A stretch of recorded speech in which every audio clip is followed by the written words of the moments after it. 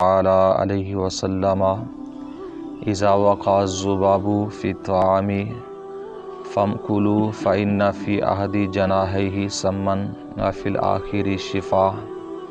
وإنه یقدم السم ویؤخر الشفاء۔ حضرت ابو سعید خدری رضی اللہ تعالیٰ عنہ حدیث پاک روایت فرماتے ہیں کہ حضور نبی کریم رؤوف الرحیم علیہ السلام نے ارشاد فرمایا کہ جب تمہارے کھانے میں مکھی گر جائے، آپ علیہ السلام نے فرمایا کیونکہ اس کے ایک پر میں شفا ہے اور دوسرے پر کے اندر بیماری ہے، تو یہ ہمیشہ جب بھی کسی کھانے پینے کی اشیاء میں جاتی ہے تو بیماری کا پر یہ مقدم رکھتی ہے،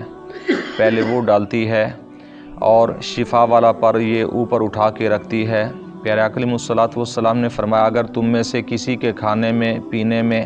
مکھی گر جائے، اسے چاہیے کہ وہ اسے پورا ڈبو کر پھر باہر نکال دے اور پھر وہ کھانا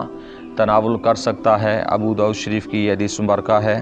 یعنی پیارے آقا علیہ السلام نے یہ واضح طور پر فرما دیا، اب کسی کو اگر گھن آتی ہے یا نہیں کھاتا تو اس کی علیحدہ چیز ہے، علیحدہ مسئلہ، لیکن اسے ضائع کر دینا یہ ناجائز ہے، کیونکہ کھانا بالکل حلال ہے، حرام نہیں ہو چکا۔ مکھی کے گر جانے سے کوئی بھی کھانے پینے کی اشیاء حرام یا ناجائز نہیں ہو جاتی۔ ہاں، اگر مکھی اس کے اندر بالکل گھل مل جائے واقع ہونے کے بعد کسی بھی کھانے پینے کی اشیاء کے اندر، تو اسے مکروہ کہا ہے فقہاء کرام نے، حرام پھر بھی نہیں ہے۔ اس لیے اسے ضائع کر دینا، پھینک دینا، جیسا کہ پانی بھی ہے، اگرچہ ایک گلاس پینے والا مکھی کی وجہ سے اسے گرا دیا جائے، چائے ہے اسے گرا دی جائے تو یہ فضول خرچی ہوگی اور فضول خرچی حرام ہے۔ تو بہرحال پیارے آقا علیہ السلام نے فرمایا اسے ڈبو کر ڈبونے کے بعد پھر باہر نکال کے آپ کھانا پینا کھا سکتے ہیں، اس میں کسی قسم کی حرج والی بات نہیں ہے۔ اور حضرت میمونہ رضی اللہ تعالیٰ عنہ فرماتی ہیں انا فارت وقعت فی سمن فماتت فسئل رسول اللہ صلی اللہ تعالیٰ علیہ وسلم۔ حضرت میمونہ رضی اللہ تعالیٰ عنہ فرماتی ہیں کہ ایک مرتبہ ایک چوہا گھی کے اندر گر گیا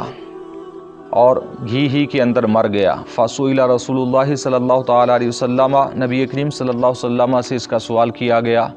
فقال، آپ علیہ السلام نے فرمایا الکوہا وما حولہا وکلوا۔ پیارے آقا علیہ السلام نے فرمایا اس کے ارد گرد کا گھی نکال کر پھینک دو اور باقی گھی تم کھا سکتے ہو۔ یہ بخاری شریف کی روایت ہے۔ اور دوسری روایت کے اندر واضح طور پر آپ علیہ السلام نے یہ ارشاد فرمایا کہ انہ سئل عن فارۃ وقعت فی سمن فقال ان کان جامدا فخذوها وما حولا فالقوا وان کان ذائبا او مائنا فاستصبحوا به۔ پیارے آقا علیہ السلام سے سوال کیا گیا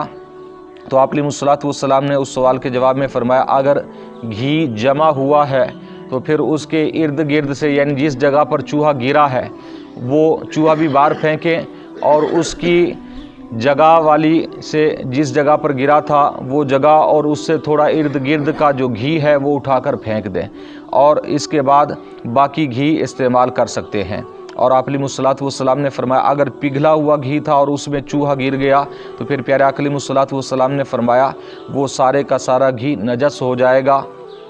اب اس سے تم نفع حاصل کر سکتے ہو کھانے پینے کے علاوہ، یعنی وہ کھانے پینے کے علاوہ تم چراغ کے طور پر استعمال کر سکتے ہو۔ فاستصبحوا بہ، آپ علیہ السلام نے فرمایا اس سے روشنی حاصل کر سکتے ہو، اسے جلا سکتے ہو یا اس قسم کے کسی اور کام کے اندر لا سکتے ہو، اور اس کے علاوہ کھانے پینے کے اندر وہ استعمال نہیں ہو سکتا۔ کوئی بھی کھانے پینے کی چیز ہے، گھی ہے، پانی ہے، چوہا گر گیا تو وہ نجس ہو جائے گا۔ نجس کا معنی یہ ہے کہ بالکل ناپاک اور پلید ہو چکا ہے، وہ ہمارے یعنی انسان کے کسی کھانے پینے کے لائق نہیں رہا، نہ جسم پر ملنے کے لائق ہے اور نہ ہی وہ حلال جانوروں کو کھلایا جا سکتا ہے۔ یعنی کوئی بھی چیز اگرچہ کھانا ہے، روٹی ہے، وہ نجس ہو گئی کسی وجہ سے، کسی طریقے سے کہ وہ پیشاب پخانے کے اندر خراب ہو چکی ہے یا ایسے کسی اور نجس چیز کے اندر، خون کے اندر لت پت ہو چکی روٹی ہے، کھانا ہے، کوئی اور اس طرح کی چیز ہے، تو یہ انسان بھی اب نہیں کھا سکتے، انسان کے ساتھ ساتھ حلال جانوروں کو بھی نجس چیز نہیں کھلا سکتے، اسے بھی منع کیا گیا ہے۔ اس کے علاوہ دیگر اگر کسی کام کے اندر لائی جا سکتی ہے تو اس میں لا سکتے ہیں۔ تو یہ پیارے آقا علیہ الصلوۃ والسلام کے فرامین ہیں۔ اللہ تعالیٰ کی بارگاہ میں دعا ہے کہ حضور نبی کریم صلی اللہ تعالیٰ علیہ وسلم کے وسیلہ سے ہم سب کو علم دین سیکھنے کی، سمجھنے کی، عمل کی توفیق عطا فرمائے۔ آمین بجاہ النبی الامین وما علیہ الا البلاغ المبین۔